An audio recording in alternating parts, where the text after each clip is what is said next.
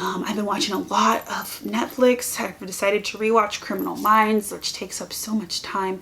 I don't regret any of it, but then I look at my Goodreads and see how far behind I am, and I'm just like,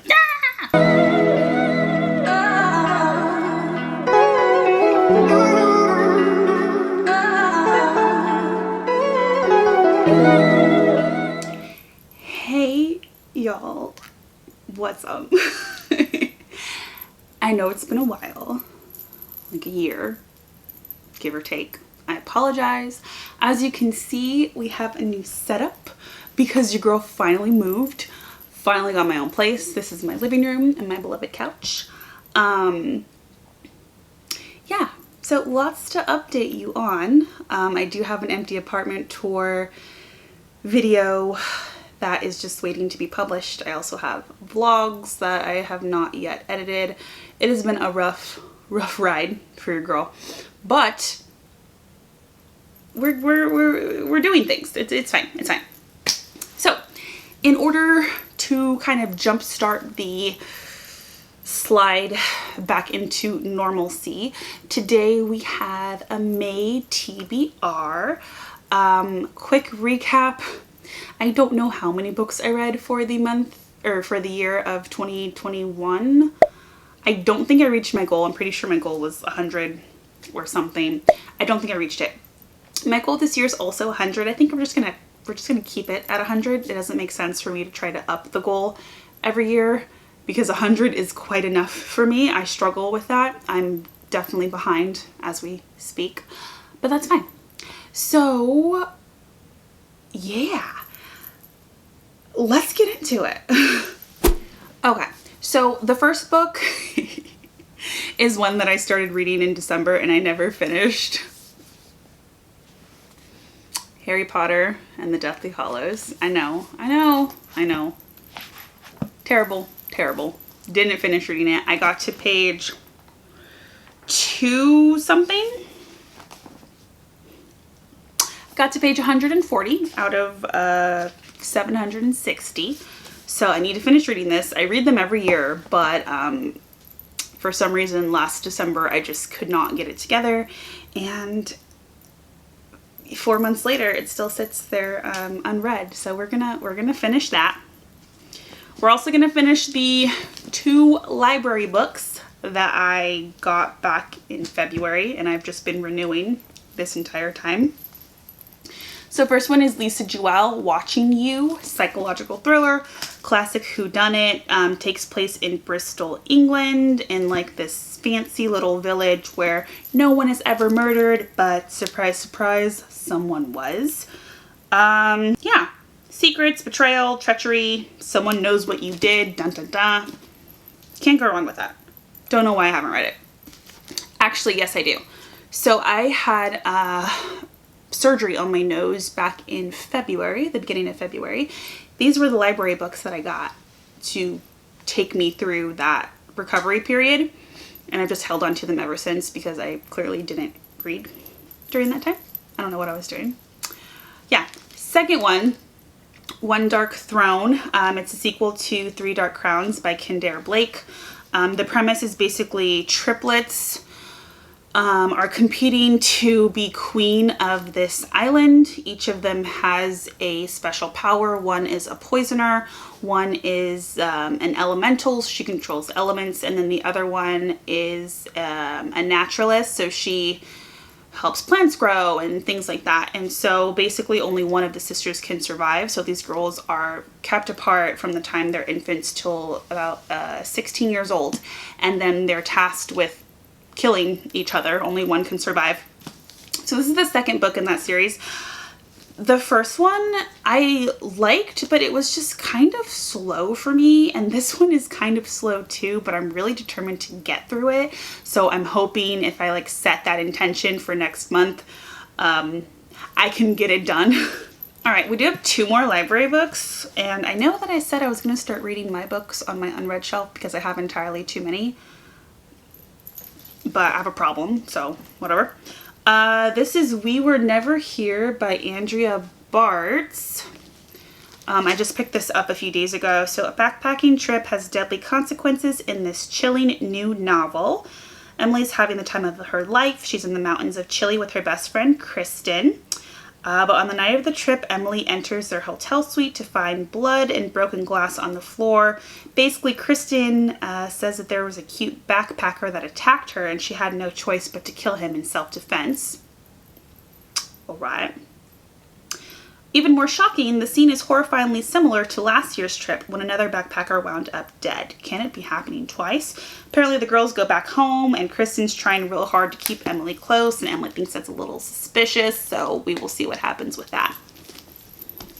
And the next one, I recently went to the movies and saw The Lost City with Sandra Bullock and Channing Tatum. It was okay.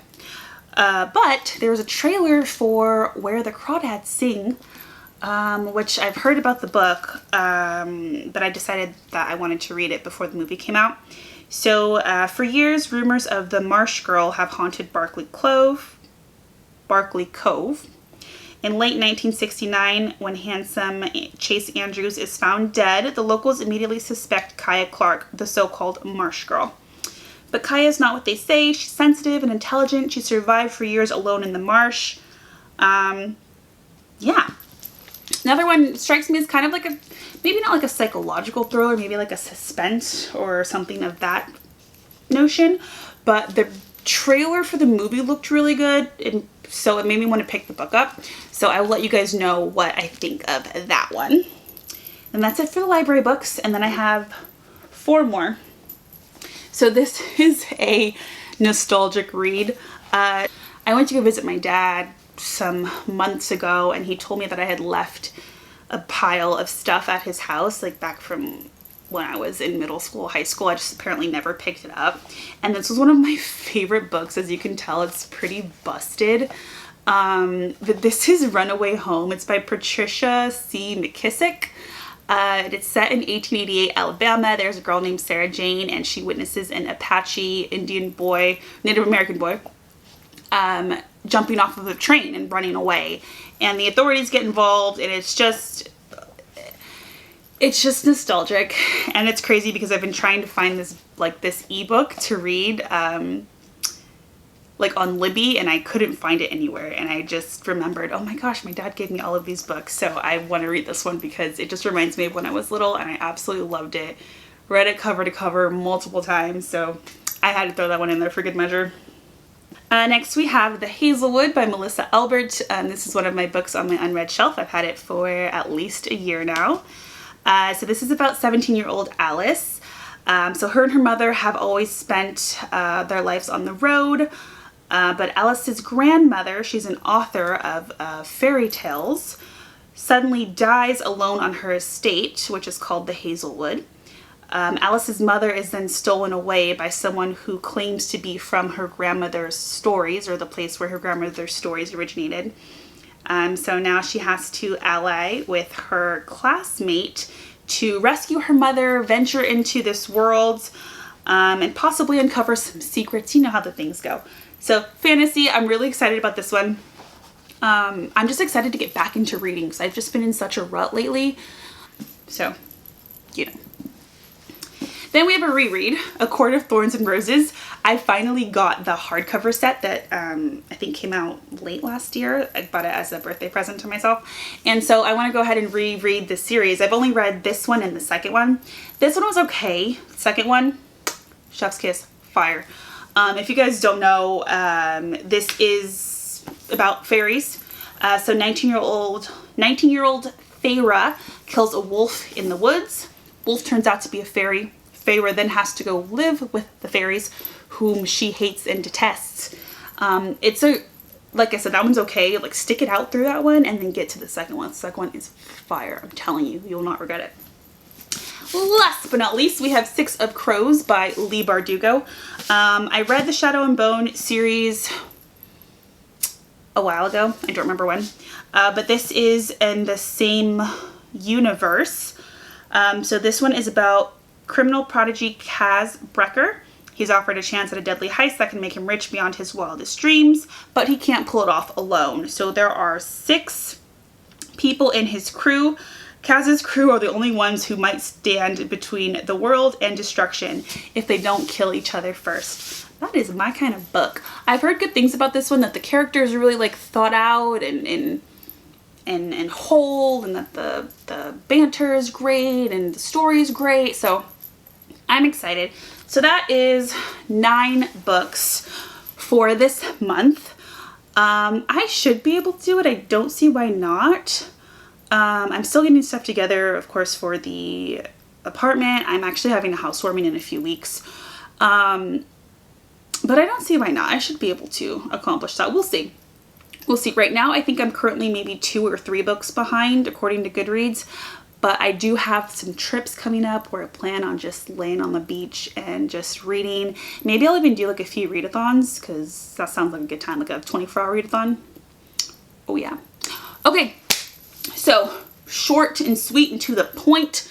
Let me know what you guys are reading. Let me know what you guys think. I feel like I have a good mix.